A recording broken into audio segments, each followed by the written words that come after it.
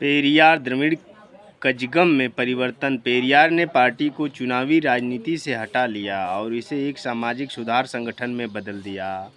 उन्होंने समझाया, यदि हम सामाजिक आत्मसम्मान प्राप्त करते हैं तो राजनीतिक आत्मसम्मान अवश्यंभावी है।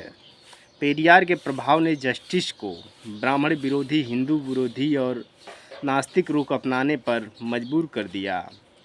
1942-1944 के दौरान पेरियार ने तमिल भक्ति साहित्य कम्बा रामायणम और पेरिया पुराणम का विरोध किया, जिससे शैव तमिल विद्वानों के साथ मतभेद पैदा हो गया, जो हिंदी विरोधी आंदोलन में शामिल हो गए थे। जस्टिस को छात्रों के बीच कभी भी अधिक लोकप्रियता नहीं मिली थी, लेकिन सीएन अन्नादुरई की मदद से इसने अपनी पैठ बनाना शुरू कर दी। नेताओं का एक समूह पेरियार के नेतृत्व और नीतियों से असहज हो गया और एक विद्रोही समूह का गठन किया, जिसने पेरियार को सत्ता से हटाने का प्रयास किया। इस समूह में P Balasubramaniam, the Sunday Observer के संपादक आर.के. सनमुगम चेट्टियार, पिट्टी राजन और ए.पी. पात्रो, सी.एल. नरसिम्हा, मुदलियार दामोदरन नायडू और के.सी. सुब्रमण्यम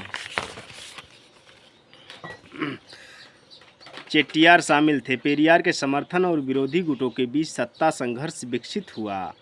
27 दिसंबर 1943 को विद्रोही समूह ने पार्टी की कार्यकारी समिति बुलाई और 1940 के बाद वार्षिक बैठक न करने के लिए पेरियार की आलोचना की। अपने आलोचकों को चुप कराने के लिए पेरियार ने परिसंघ बुलाने का फैसला किया। 27 अगस्त 1944 को जस्टिस का 16वां वार्षिक परिसंघ सलेम में हुआ, जहां पेरियार समर्थक गुट ने नियंत्रण हासिल किया।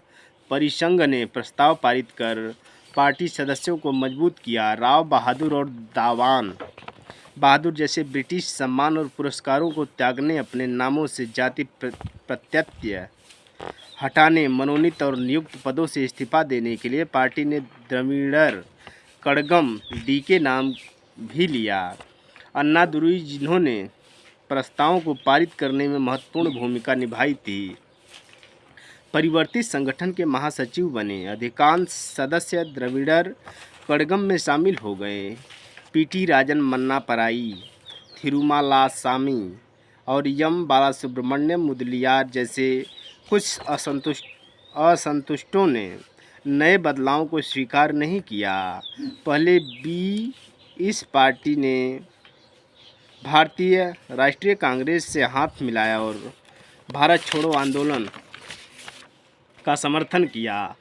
जस्टिस पार्टी ने भारतीय संविधान सभा के चुनावों में कांग्रेस उम्मीदवारों को अपना समर्थन भी दिया। इससे 1952 के विधानसभा चुनाव में 9 सीटों पर चुनाव लड़ा।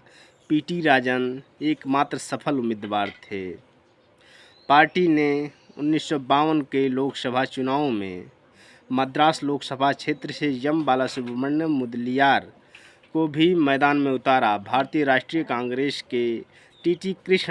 कृष्णमाचारी से चुनाव हारने के बावजूद मुदलियार ने 63,254 वोट हासिल किए और दूसरे स्थान पर रहे। इस नई जस्टिस पार्टी ने 1952 के बाद कोई चुनाव नहीं लड़ा।